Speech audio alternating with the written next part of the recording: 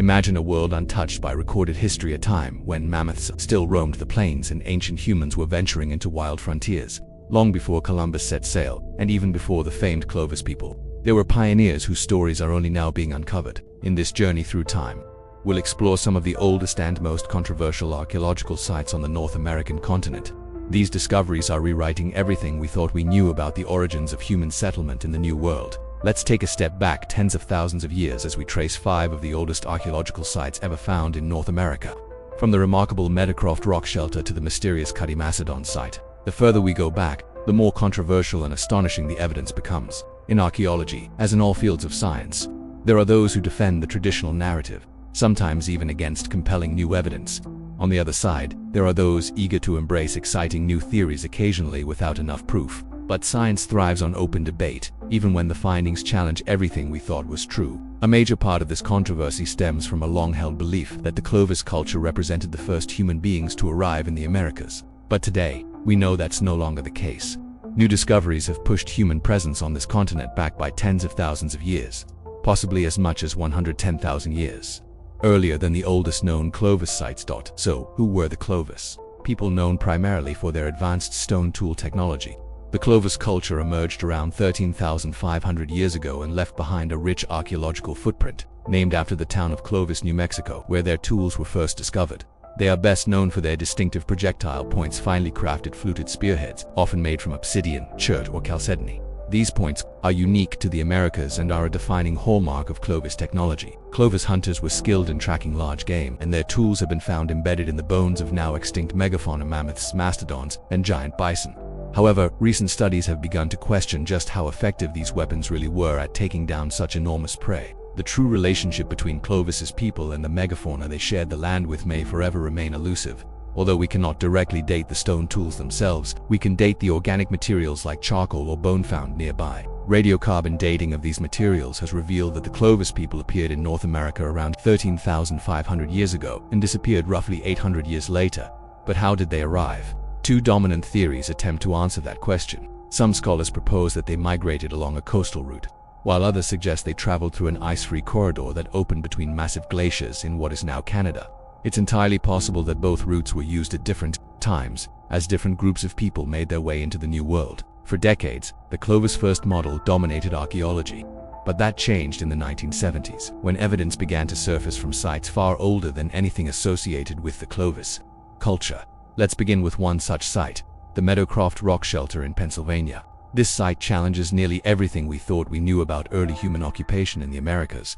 Located in the southwestern corner of Pennsylvania, about 48 kilometers from modern-day Pittsburgh, the shelter overlooks Cross Creek, a tributary of the Ohio River. Perched 15 meters above the stream, the site provided ancient inhabitants with both easy access to water and protection from flooding. Originally, the area was associated with a 19th-century rural community, but that changed when a farmer named Albert Miller noticed artifacts emerging from a badger hole. His discovery reached archaeologist Dr. James Edavasio at the University of Pittsburgh, who began full-scale excavations in the 1970s. Over years of careful work, the excavation team uncovered multiple layer strata of human activity dating back nearly 16,000 years, possibly more. The Meadowcroft Rockshelter contains one of the longest records of continuous human habitation in the Americas. Among the discoveries, stone tools, fire pits, animal bones, and botanical remains that suggest a sophisticated knowledge of local ecosystems. The site's deepest layers correspond to the Paleo-Indian period, a cultural time frame beginning around 13,000 years ago. Above that are layers tied to the Archaic period 9,500 to 3,000 years ago, characterized by new technologies like grinding stones and notched projectile points. Even higher layers revealed traces of woodland cultures 3,000 to 1,000 years ago, who practiced agriculture, crafted ceramic pottery, and used bows and arrows. In total, archaeologists identified at least 11 distinct occupation layers that generations of people kept returning to this spot across millennia. The site's location, protective overhang, and access to vital resources likely made it a strategic and even sacred place. The implications of Meadowcroft are staggering. Radiocarbon dates suggest human activity there possibly as far back as 16,000 years ago, thousands of years before the Clovis culture appeared. This revelation forces us to rethink the timeline of human migration into the Americas, and Meadowcroft is just the beginning as we continue this journey. We'll explore other pre-Clovis sites that challenge conventional wisdom, places like the Buttermilk Creek complex in Texas and the controversial Macedon site, where stone tools may date back over 100,000 years. Each of these discoveries adds a new brushstroke to the ancient portrait of North America, land inhabited long before we once believed. These people may not have left behind towering monuments, but they did leave behind clues, tools, fire pits, bones, and the very soil beneath our feet. So the next time you walk across a field, dig into your backyard, or gaze into a cave, consider this. You might be standing on forgotten ground, once walked by some of the first humans to call this land home. So within this one site we can see intermittent bouts of land usage over thousands of years by culturally distinct people. The deepest, oldest stratum 2A is the layer that's of particular interest. The one complete stone tool found here did not resemble the Clovis points that we presume, wouldn't the archaic artifacts instead. It lacks the fluted base entirely and has been given its own typological name, the Miller-Lanslett projectile point, named after Albert Miller. Researchers suggest that this projectile point represents a pre-Clovis point, possibly an early iteration or prototype. So when does this pre-Clovis site date to discrepancies?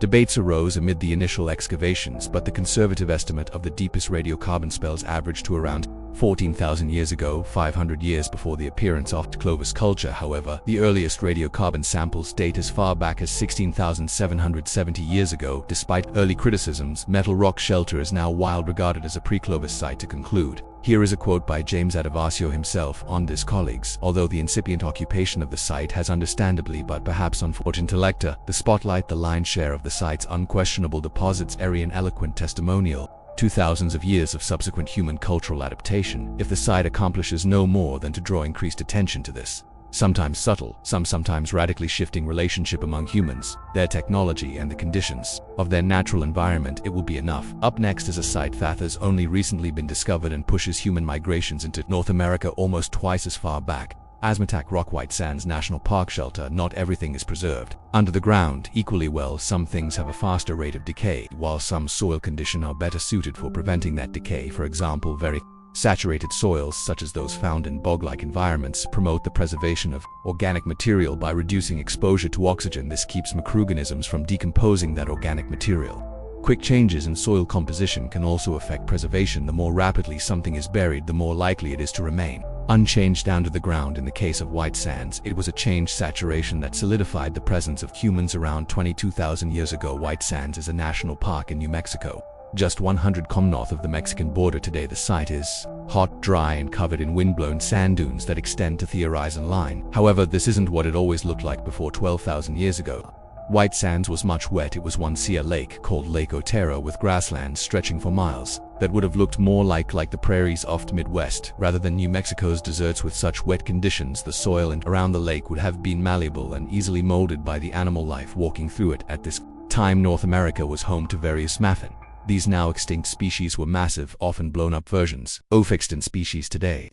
The woolly mammoth is the typical example, but there were also giant ground sloths and ancient camels. These giants left their footprints in the wetlands of Lake Otterohitch, fossilized after the climate quickly dried and the moisture escaped the ground. But these megafauna footprints aren't alone. They're accompanied by human footprints. Human footprints can be found right beside those of extinct animals. In one case, human footprints were found directly inside those of a giant ground sloth. One can imagine a young child following these huge impressions, or an adult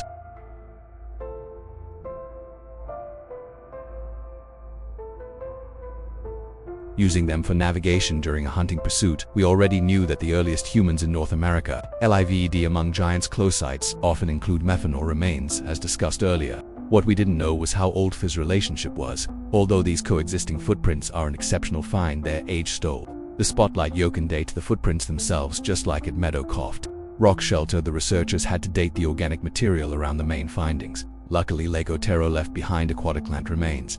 Archaeologists have found Rupia sosa seeds above and below the footprints. This conveniently brackets the prints, giving you dates to before they were laid down, the lower seeds, and after the upper seeds. Two separate studies have now radiocarbon dat thello, or older seeds, to roughly 23,000 years ago, and the upper more recent seeds to roughly 21,000 years ago. This puts the age of the footprints somewhere in between these two dates, around maybe 22,000 years ago. To propose such antiquity just a few decades ago would have been met with controversy and dismissal. However, the mainstream consensus has gradually been coming around to the notion that there were people in North America before Clovis. Footprints are some of the only evidence we have of those people if they arrived From Eurasia, whether along the coast or further inland, having a date this old in New Mexico suggests that people made it to northwestern portions of the continent hundreds or thousands of years earlier. So let's head to Canada, where archaeologists have uncovered dosable evidence of these earlier Bluefish Caves migrations. Part of the difficulty in explaining how people made it to North America is due to a massive ecological barrier that would have been problematic for migrations: the ice age. The last glacial maximum lasted from about 24,000 to 19,000 years ago, defined by cool temperatures and massive ice sheets covering much of the northern hemisphere. It would have been nearly impossible to cross from Eurasia into America via the land after 19,000 years ago. The climate started warming back up and some of the ice began to melt. The Laurentide ice sheet to the east and Thekodon ice sheet to the west began to recede, and an ice-free corridor between the two emerged. As mentioned earlier, this is the primary how the Clovis people got to North America. They waited for the ice to melt. The fact that we have evidence of people in America before these ice sheets receded challenges that idea. Our next site, Bluefish Caves, supports a new hypothesis that populations of people were living in North America before the opening of this ice-free corridor. Jack Sayers, a Canadian archaeologist, excavated Bluefish Caves from 1977 to 1987. This site is nested in the mountains of the Canadian Yukon near the Alaskan border. This area of the world gets brutally cold in the winter, sometimes reaching -60 C. However, the excavations at Bluefish Caves suggest that people were living there at a time when it was essentially winter year-round during the Thelist Ice Age. While there is a collection of small stone tools like microbladis that came from Bluefish Caves, the primary archaeological focus has been on the faunal assemblage. A diverse range of animal remains were found here, including caribou, mammoth, bison, and even horse. Analyses of these bones suggest that they date to around 24,000 years ago. For those in the 1980s and 1990s who disputed the 16,000-year-old Meadowcroft Rockshelter, a date this old would have been met with complete disregard. Luckily, research on the site has continued. A study published in 2017 some of this bone material. The researchers investigated a total of 36 mammal bones associated with these caves, not all of which were associated with human modification, though, based on certain characteristics. Determined that only 15 of these bones clearly depicted marks created by humans. Another 20, they say, have markings indicative of probable human modification. But what are some of the characteristics to determine if a cut mark was made by humans using things like stone tools or by natural causes like a predator simply having their way with their prey? Here are a few of the criteria used by researchers. The first is shape. Cut marks made with stone tools are usually shaped, while carnivore tooth marks or even metal tools will produce grooves with more parallel walls. Trajectory cut marks are commonly straight but can sometimes be curved. They are rarely sinuous, as in the case of trampling or root etching. Third, the number, size, and overlapping of stria butchering activities can produce multiple stria butchering that should be parallel in orientation and roughly the same size. And lastly, the anatomical location and orientation of the cuts. The anatomical location and orientation of cultural bony modifications must be consistent with the mark produced by specific butchery tasks. Marks produced by natural process, however, will not reflect any predetermined intention, so between 15 and 35 samples of this bone assemblage contained markings that align with one or more of these criteria, suggesting cultural modification by prehistoric. Radiocarbon dates were then extracted from 6 of these bones, notable of which were mind-blowingly ancient. Some bones dated to around 15,000 years ago. However, one horse bone in particular was much older than the rest. A horse jaw fragment was found in one of the lower soil layers of the site. It was weathered by natural causes but retained markings by humans, according to the researchers. The cuts are located on the medial side under the third and second molars and are associated with the removal of the tongue using a stone tool. This bone produced the oldest radiocarbon dates, coming in at 24,000 years ago. Like so many other archaeological sites, no actual people were found at Bluefish Caves. All we have is the cultural material they left behind. What interpretations can we extract from said cultural material aside from the deep antiquity of human presence in North America? The researchers of this study suggest that Bluefish Caves supports the standstill hypothesis. This HP hypothesis proposes that a genetically isolated human population persisted in Beringia, aka Thelen, between Eurasia and North America during the last glacial maximum and dispersed from there to North and South America. During the postal glacial maximum period, this population would have been relatively small, measuring a few thousand individuals, and they would have expanded south once the ice-free corridor opened. But this would fail to explain things like the white sands footprints, which are only about 1 or 2 years younger than the Bluefish Cave findings and would have been made during the last glacial maximum. Maybe the people of white sands didn't come from the ice-free corridor, maybe they took the coastal route, or maybe they made it to North America entirely before the last glacial maximum. Our next site, while controversial, suggests that people were in fact living in North America bury the last glacial maximum about 25,000 years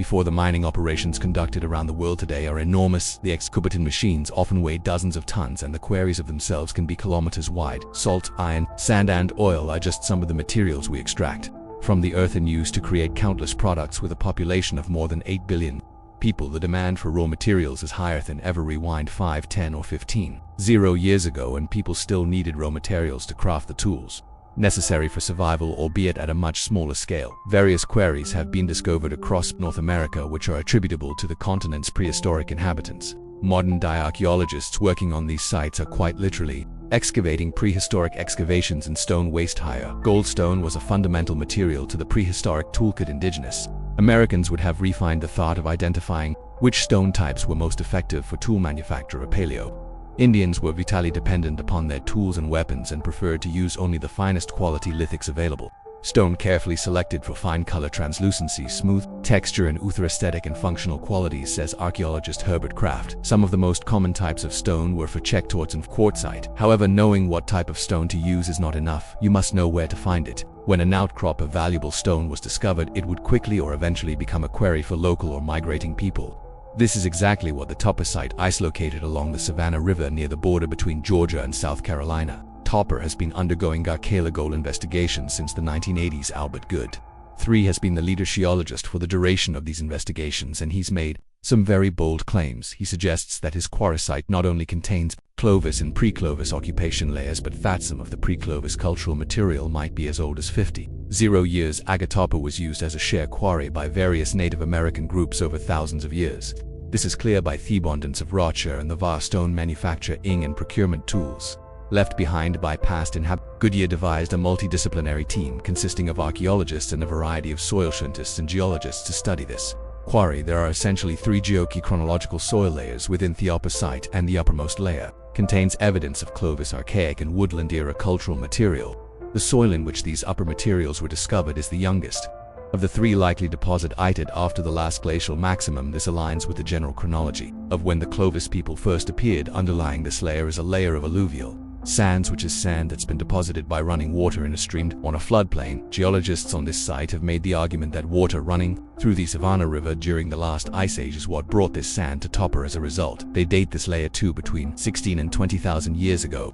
This is where the pre-Clovis assemblage begins. Stone artifacts that came out of this layer are mostly either unfinished tools that were abandoned mid-production or what archaeologists call debitage, the unused byproducts like flakes that result from working stone. Partly what makes this assemblage interesting is the method of stone tool manufacture that was used, as opposed to the typical flint knapping used by Clovis and later peoples, whereby one rock is used to strike another and chip flakes off of Thelador. These artifacts are indicative of bend-brock technology. This technique involves bending a stone core to create fractures, which can then be further shaped into tools. However, the most interesting artifact discovered at Topper is what Goodyear calls Big Red. Big Red is a large chur core with clear evidence of percussion marks made by people. Not only can you see where excess material was intentionally detached from the core, but also repeated percussion marks focused on specific areas, suggesting that the individual had difficulty fracturing the stone. One can imagine the frustration of a priest or a Cinderville rising as they simply can't get a clean break. Big Red was found below the alluvial layer of the previously mentioned pre-Clovis artifacts known as the Pine Terrace. The soil that defines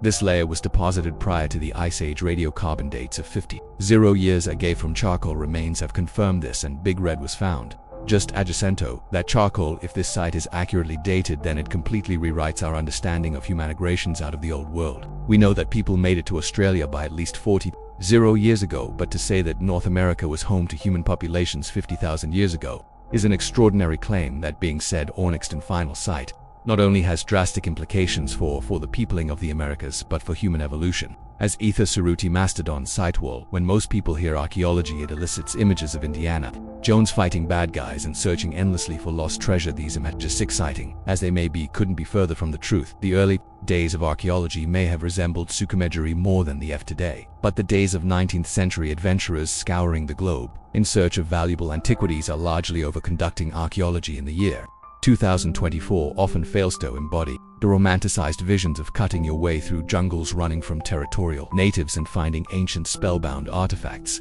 made of gold. Having dug plenty of holes in and around the northeastern United States, I can attest to this, and in fact, the majority of real-life archaeology does not reflect this media-portrayed narrative at all. Avoiding deer ticks.